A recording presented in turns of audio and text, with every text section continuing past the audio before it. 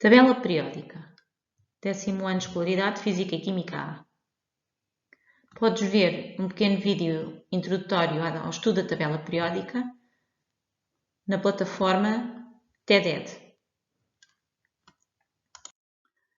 A tabela periódica resulta da disposição sistemática dos elementos químicos de acordo com as suas propriedades e configurações eletrónicas. A tabela periódica é, portanto, o resultado do contributo ao longo dos anos de um conjunto de vários cientistas, nomeadamente Johann Dobereiner, em 1824, criou a chamada Lei das Tríadas. Ao agrupar determinados elementos químicos em pequenos grupos de 3, verificava que havia propriedades que eram semelhantes entre eles. Em 1863, John Newland criou a chamada Lei das Oitavas, verificando que, colocando por ordem de massas atómicas, verificava que as propriedades se repetiam de 8 em 8 elementos. Mas foi com Mendeleev, em 1869, considerado o pai da tabela periódica, que ao colocar por ordem crescente de massas atómicas os elementos químicos, verificou efetivamente que havia famílias de elementos químicos com propriedades químicas e físicas semelhantes entre si. Começaram então a surgir as famílias dos elementos químicos, dando origem à estrutura da tabela periódica como ela existe atualmente. No entanto, havia pequenas incoerências e foi em 1913, com Henry Moseley, já depois de se descobrir o próton, que ao rearranjar a tabela periódica por ordem crescente de números atómicos, então é que surge a tabela periódica que é usada hoje em dia, que está ainda hoje em dia em construção. Então, em termos de organização, a tabela periódica divide-se em grupos e períodos. Os grupos são 18, são as 18 colunas verticais. Os períodos são 7 linhas que a tabela periódica tem, sendo que os lantanídeos, começando pelo elemento 57 até ao 71, todos eles estão no terceiro portanto, grupo 3 e sexto período. E todos os actinídeos estão no terceiro grupo, ou grupo 3, melhor, e sétimo período. A tabela periódica é como se fosse, tridimensional. Estas duas famílias partem destas casas, cada uma destas casas, em direção à nossa vista.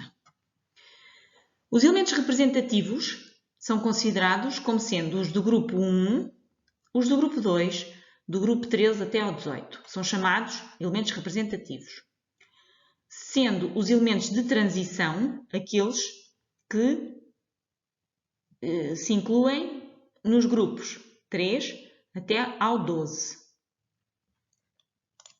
Podemos ainda organizar, ou a tabela periódica está ainda organizada em blocos. Isto está relacionado com a configuração eletrónica dos átomos. Há os blocos S, P, D e F, e veremos mais à frente. Então, reforçando, relativamente aos grupos, são as colunas verticais da tabela periódica. Há 18. Os elementos do mesmo grupo têm o mesmo número de eletrões de valência, à exceção do hélio, que é o primeiro elemento do grupo 18. Todos os elementos que pertencem a um mesmo grupo têm o mesmo número de eletrões de valência. Períodos são as linhas.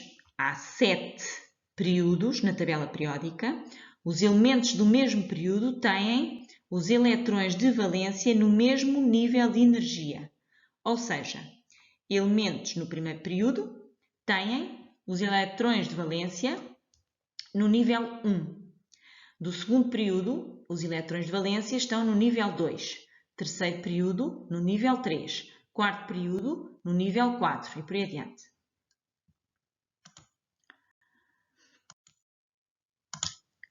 Tabela periódica tem também, organizados da seguinte maneira, os metais ao lado esquerdo da linha quebrada, à exceção do hidrogênio que pertence ao grupo 1, mas tem propriedades não metálicas. À direita dessa linha íntegra AD temos os não metais. Esta linha quebrada separa então os metais dos não metais. Como se verifica, existe um maior número de elementos metálicos do que não metálicos.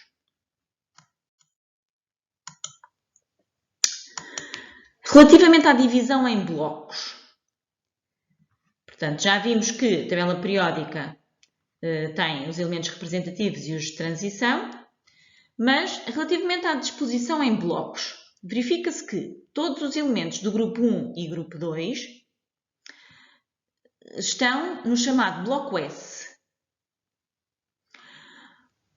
Os do grupo 3 até ao 12, portanto, este será o azul, será o bloco D. Estes são os do bloco P e os actinídeos e os lantanídeos, que são estes, pertencem ao bloco F. O que é que isto quer dizer? Vejamos. Bloco S. Os eletrões de valência ocupam apenas orbitais S. São os elementos do grupo 1 e 2. E também o hélio. O bloco P significa que os eletrões de valência mais energéticos ocupam uma orbital P. São os do grupo 13 até ao 18, com exceção do hélio. O bloco D, que são estes metais de transição, aqui pelo meio, então, pertencem ao bloco D, quer dizer que os eletrões de valência ocupam orbitais D. Os do bloco F são os actinídeos e os lantanídeos. Os eletrões de valência ocupam orbitais F. Os eletrões de valência mais energéticos ocupam orbitais F. São chamados elementos de transição interna. Então, as configurações eletrónicas dos átomos podem relacionar-se com o grupo e com o período do respectivo elemento na tabela periódica. Vejamos. Grupo 1 até ao 18, períodos 1º até ao 7º. Então, nos elementos representativos, e apenas nestes, os representativos, não esquecer, são os do grupo 1, 2, 13 até ao 18. O número do grupo relaciona-se com o número de eletrões de valência da seguinte forma. Elementos do grupo 1 têm um eletrão de valência. Do grupo 2 tem 2 eletrões de valência. 13, 3, 14, 4, 15, 5, 16, 6, 17, 7, 18, 8. À exceção do hélio, que só tem 2 eletrões de valência e pertence ao grupo 18. Relativamente ao período, o número do período coincide com o nível de energia dos eletrões de valência. Isto é, com o número de níveis de energia dos eletrões no átomo. Então, um elemento que esteja no primeiro período significa que os seus eletrões distribuem-se apenas por um nível. Okay? Se estiverem no 6º período, por exemplo, os seus eletrões distribuem-se por 6 níveis de energia.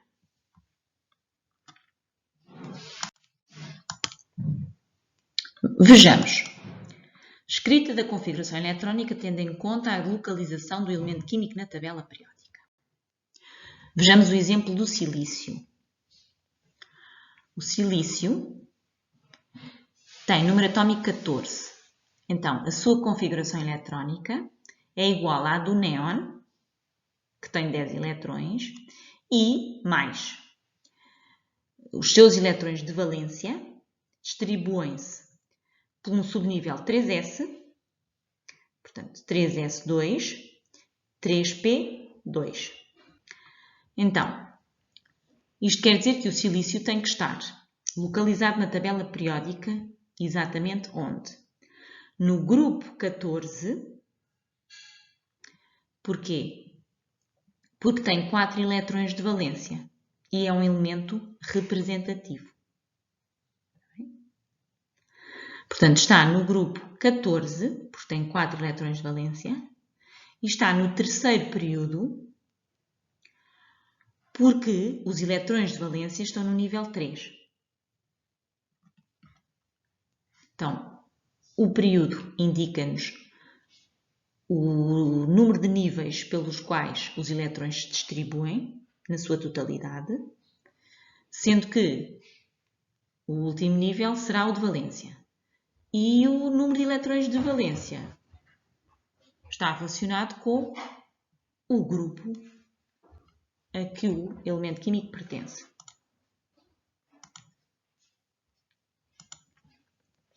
Pronto. Isto aqui é uma explicação daquilo que já foi dito na aula. Não é?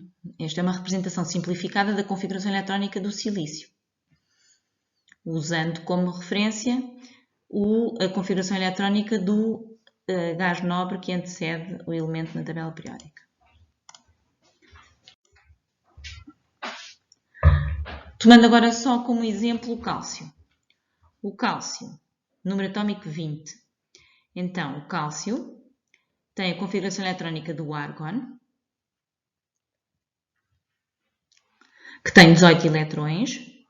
Está aqui representada a configuração do argon. E mais, para além, portanto, como são 20 eletrões que o cálcio tem, portanto, são os 18 que estão aqui mais detalhadamente distribuídos. E os restantes 2 eletrões do cálcio estão numa orbital 4s. Então, em termos de localização na tabela periódica, isto significa que o cálcio tem que estar no quarto período, porque tem os elétrons de valência no nível 4, e tem que estar no grupo 2, porque tem 2 eletrões de valência. Então, não esquecer, o número de eletrões de valência dá-nos o número do grupo. E o número o nível de valência dá-nos o período. O cálcio também pertence ao bloco S da tabela periódica, porque tem os seus eletrões de valência mais energéticos, que são os únicos que tem, numa orbital S. Portanto, pertence ao bloco S. E é assim que é possível verificar a localização, constatar a localização do elemento químico na tabela periódica a partir da sua configuração eletrónica e vice-versa. Espero que tenha ajudado aqui na sistematização de alguns conceitos relativos à tabela periódica. Se for necessário, volta a visualizar o vídeo. Até à próxima!